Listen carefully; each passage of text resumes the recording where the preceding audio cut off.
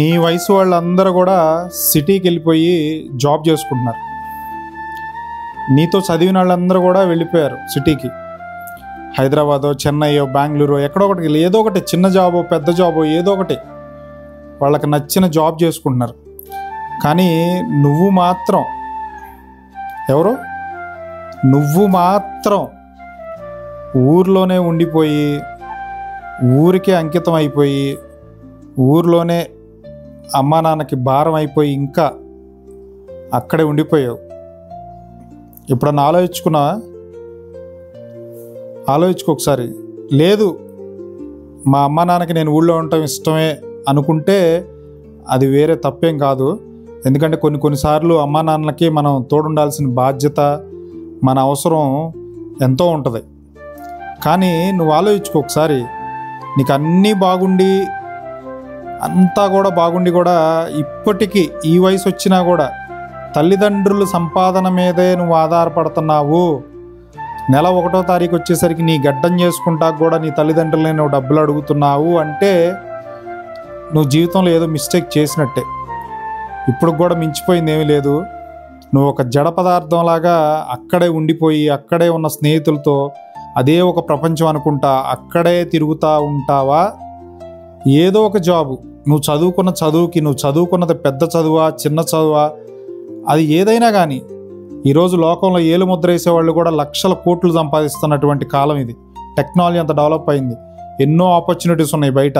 నువ్వు చెయ్యాలనుకుంటే ఏ పదైనా సరే, నువ్వు మనసు పెట్టి చెయ్యాలనుకుంటే ఏదైనా చేయగలవు నువ్వు. కానీ నువ్వు ఆలోచించట్లేదు. ఎందుకంటే ఒక కంఫర్ట్ జోన్లో ఉండిపోయావు నువ్వు. అంతా బాగుంది, రోజులు లెగిస్తే అమ్మ అన్నీ చేసి పెడుతుంది, నాన్న ఏమనట్లేదు. ఎందుకంటే కొన్ని రోజులు పోతే నీకు పిల్లను కూడా ఇవ్వడం. ఎందుకంటే తల్లిదండ్రుల సంపాదన మీద బతుకుతున్నావు కదా. రేపు వచ్చే పిల్లను కూడా ఇవ్వాలన్నా కూడా నీకు ఇవ్వడం. ఎందుకంటే నీకు ఏది లేదు కాబట్టి ఆలోచించుకో. నువ్వు చేస్తున్నది కరెక్టా కాదా?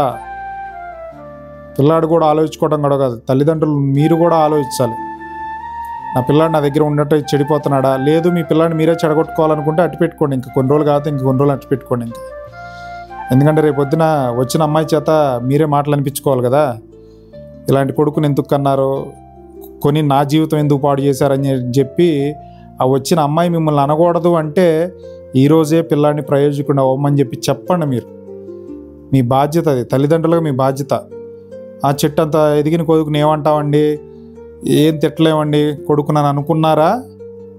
మీ కొడుకు జీవితం మీరే పాడు చేసినట్టు. ఇంకా కాబట్టి జాగ్రత్తగా ఇప్పటికైనా మేల్కొని నువ్వు ఉన్న ఊరిని వచ్చి అడుగు బయట పెట్టగలిగితేనే నీ జీవితం అనేది బాగుంటుంది. లేదు, అదే ప్రపంచంలో అదే చిన్న బావిలో అక్కడే ఉండిపోయి నాకు వేరే ఏ ఆపర్చునిటీ లేదు, నాకు ఏమీ ఉండట్లేదని చెప్పి పొద్దున్నే లేచి 24 గంటలు వేస్ట్ చేసుకుని అక్కడే ఉంటానంటే అది నీ ఇష్టం. ఎందుకంటే నిన్నెవరు అడిగేవాళ్ళు లేరు కదా. అన్నో, తమ్ముడో, చెల్లో, లేకపోతే ఎవరో ఒకళ్ళు. ఎందుకంటే నువ్వు రక్త సంబంధానవు కాబట్టి నీకు ఈరోజు మా అన్నయ్య జాబ్ చేయట్లేదని చెప్పి వాడు సంపాదించే దాంట్లో ఒక 10 రూపాయలు నీకు ఇస్తాడు. ఎందుకంటే మా రక్త సంబంధానవు కాబట్టి నువ్వు. లేదంటే మీ చెల్లి మా అన్నయ్య అని చెప్పి మా అన్నయ్య జాబ్ చేయట్లేదు ఇంటి దగ్గర ఉన్నాడని ఒక 10 రూపాయలు ఈరోజు ఇస్తుంది. లేదంటే మీ అక్క, ఎవరో ఒకళ్ళు, నీ తోబుట్టు ఎవరైనా సరే. ఎందుకంటే నువ్వేం చేయట్లేదు, అమ్మ నాన్న దగ్గర ఇంటి దగ్గర ఉంటున్నావని ఈరోజు నీకు చేయగలరు. కానీ ఒకనొక రోజు నీ అక్క, నీ చెల్లి పెళ్లి చేసుకుని వేరే ఇంటికి అడుగు పెట్టిన తర్వాత వాళ్ళు ఇవ్వనిస్తారా డబ్బులు నీకు? ఆలోచించు ఒకసారి. మన ఇంటి పిల్ల ఆ రోజు పరా ఇంటి పిల్ల అయిపోతుంది. ఇప్పుడు దాకా నీకు అన్నీ ఎక్కడ కూడా మొబైల్ రీఛార్జ్ చేసుకోవాలనుకుంటే చెల్లి అని ఫోన్ చేస్తావు. ఏదన్నా బయట ఏదైనా టీషర్ట్ ప్యాంటు కొనుక్కుంటావు, రే తమ్ముడు డబ్బులు వేయరా అని చెప్పి ఫోన్పే కొట్టరాని అడుగుతావు. కానీ రేపొద్దున అడగలేవే. ఎందుకంటే తమ్ముడు భార్య వచ్చేసిద్ది, రేపొద్దున అన్న భార్య వచ్చేస్తుంది. ఆ రోజు నీ పరిస్థితి ఏంటి ఆలోచించుకో. ఈరోజు నుంచే. ఈరోజు అన్నీ సాఫీగానే నడుస్తున్నాయి, కానీ ఒకానొక రోజు నీ పరిస్థితి ఏంటనేది, నీ బతుకు ఒక కుక్క బతుకు అయిపోతుంది. ఈరోజు చక్కగా పౌడర్ కొట్టుకుని, చక్కగా నీట్గా చేతులు కాలర్లో ఇలా మడుచుకుని చక్కగా రోడ్డు మీదకి దసరా బుల్లోళ్ళలాగా వస్తున్నావు. ఎందుకంటే నిన్ను కన్నందుకు మీ అమ్మ నాన్న నిన్నేమనలేరు. కానీ ఒకనొక రోజు నీ పరిస్థితి ఏంటి? నిజమా కాదా? నేను చెప్పేది కొద్దిగా హార్ష్గానే ఉంటుంది, ఆలోచించు ఒకసారి. అరే చెప్పింది నిజమే కదా, నా రేపొద్దున నా పరిస్థితి ఏంటని చెప్పి ఒకసారి ఆలోచించుకో. రాత్రిపూట పడుకున్నప్పుడు ఎవరు లేనప్పుడు గుండెల మీద చేతులు వేసుకుని ఆలోచించుకో. ఇప్పుడు నీ వయసు ఇప్పుడు ఒక 27, ఆల్మోస్ట్ 29 లేదంటే 25 నుంచి ఒక 30 ఆ ఏజ్లో ఉండుంటావు. 30 దాటిపోయావంటే ఇంకా ఇప్పుడు కూడా మేల్కోలేకపోతే ఇంకా నేను జీవితంలో ఎవడో బాగు చేయలేడు. నిన్ను చెప్తున్నా కదా, ఎవడో బాగు చేయలేడు నిన్ను. ఇక నువ్వు ఆ ఊరికే అంకితం అంటారు కదా, ఊరి మీద ఆ మాట నేను అనకూడదు. ఇంకా ఆ ఊరిలో ఉన్న పనులు అక్కడే చూసుకుంటా నీ జీవితం ఇక అయిపోయినట్టే. ఇంకా ఊరికి అంకితం ఇక నీ జీవితం. కాబట్టి లెగు, ఈరోజే కష్టపడు, రా బయటికి రా. ఏదో ఒక జాబు, నీ రూమ్ రెంటు, నీ ఖర్చులు, నీ మినిమం ఏదో ఒకటి బయట అడుగు పెడితేనే కదా బ్రదర్, ఎక్కడో ఒకసారి స్టార్ట్ చేస్తేనే కదా నువ్వు.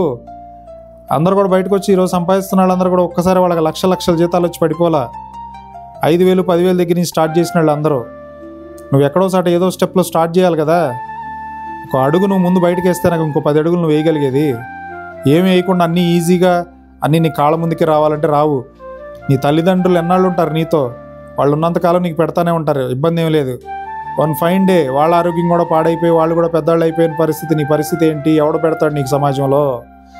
నీ రూపాయి నువ్వు సంపాదించుకుని నీ గౌరవం నువ్వు సంపాదించుకోలేకపోతే ఎవడు పెడతాడు నీకు? నీకు అమ్మా బాబు, మీ అమ్మా నాన్న నీకు కేవలం ఇంటి పేరు మాత్రమే ఇవ్వగలరు. దాన్ని నువ్వు చెడగొడతావా లేకపోతే నీకు వాల్యూ పెంచుకుంటావా తగ్గించుకుంటావా అనేది కేవలం నీ మీద మాత్రమే ఆధారపడి ఉంటుంది. కాబట్టి ఏదో ఒక జాబు, చిన్న జాబు పెద్ద జాబు ఏదో ఒకటి రా, బయటకు వచ్చేయి, ఏదో ఒకటి చెయ్యి. నీకు జాబ్ చేసేంత ఇంట్రెస్ట్ ఏదో ఒకటి చిన్నది పెట్టుకో.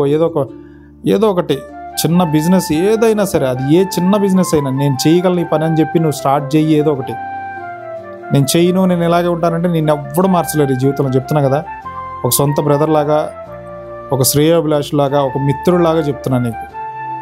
మారతాను, నువ్వు చెప్పింది నిజమేనన్నా, నేను మారతాను, నా లైఫ్ ఇలాగే ఉంది. ఒకసారి ఆలోచించు. ఒక 3 months to 6 months నీ లైఫ్ ట్రాన్స్ఫర్మేషన్ అవ్వాలంటే ఎవరికి కనిపించబాకు, ఆఫ్లైన్ అయిపోవు. ఏం చేయాలో ప్లాన్ చేసుకో, దూరంగా తీసుకో. ఇంట్లో అమ్మ నాన్న అడిగి కొంత డబ్బులు తీసుకుని నేను ఏదో ఒకటి సాధిస్తానని చెప్పి బయటికి బయట ప్రపంచంలోకి రా. నీకు అప్పుడు తెలుస్తుంది సమాజం అంటే ఏంటి, ఆ సమాజంలో ఉన్నటువంటి ఆటుపోట్లు ఏంటి, ఇవన్నీ కూడా నీకు ఆ రోజు ఎక్స్పీరియన్స్ అవుతాయి. జీవితం ఎలా నేర్పిస్తారు నీకు, ఎలా నేర్చుకుంటావు నువ్వు? రేపొద్దున మీ అమ్మ నాన్న వదిలేసిపోతే నువ్వు ఒక్కడే బతకాలి ఈ సమాజంలో. అన్నిటికీ స్ట్రాంగ్ అయి ఉండాలి నువ్వు. అంత స్ట్రాంగ్ అయి ఉండాలంటేనే నువ్వు ఈరోజు బయటికి రావాలి. ఆ ఊర్లో ఉండిపోబాకు. అక్కడే ఉండిపోయేవరే ఆ కొరియర్ వచ్చిందిరా తీసుకురారా అని చెప్పి అదిరా ఇదిరా అని చెప్పి అందరికి ఉపయోగపడతా నువ్వు అక్కడే ఉండిపోయావు అనుకో, నిన్ను వాడుకునేవాడు వాడుకున్నంతకాలం వాడుకుంటారే ఉంటుంది. కాబట్టి రియలైజ్ అవ్వు, నువ్వు చదివింది చిన్న చదువైనా పెద్ద చదువైనా సరే ఏదో ఒక జాబు, నీకు తగ్గ జాబు నువ్వు చేసుకో. వింటావా నా మాట?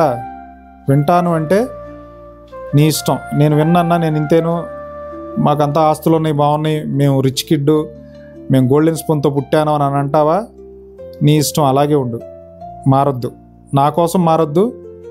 నీ కోసం మారతాననుకుంటే మారు, నీ కోసం కూడా మారను అనుకుంటే అలాగే ఉండిపో.